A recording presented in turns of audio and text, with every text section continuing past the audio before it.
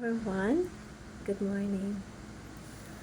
Sa buhay natin ngayon, ang daming tao na parang naghahabol.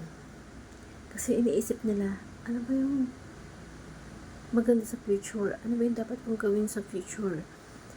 Ito yung gagawin ko, ito yung plano ko for the future. Sometimes we have to stop, look, and listen sa paligid natin. We have to be at the present time, be at the moment. It is important that we are in that present time. Why? Sa sobrang paspas ng mga tao ngayon na gumawa ng bagay kasi iniisip nila yung future, minsan hindi natin napapansin kung ano yung mga nasa harapan natin, kung ano yung nasa paligid natin. Kasi nakafocus tayo sa future. Pero napaka-importante pala that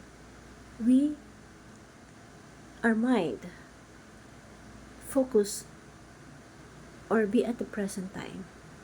When you are at the present time, you are more quick to act.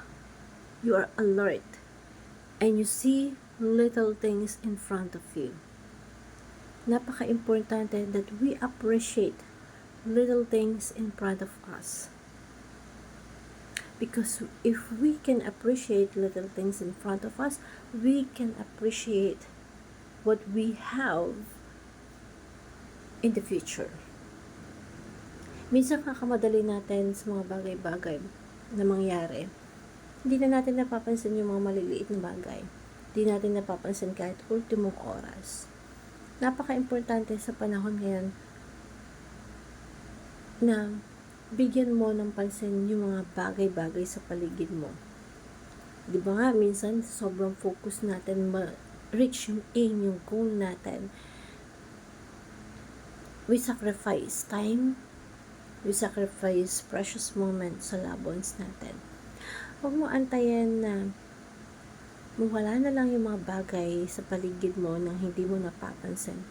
Kasi in one snap of your fingers, everything will lose. So, be at the present time. Be at the moment to appreciate things in front of you. At napaka-importante nun. Hope this simple motivational talk every one of us learn. Not focusing on the future. Yes, it is important that we plan for the future. I agree. There's nothing wrong with that.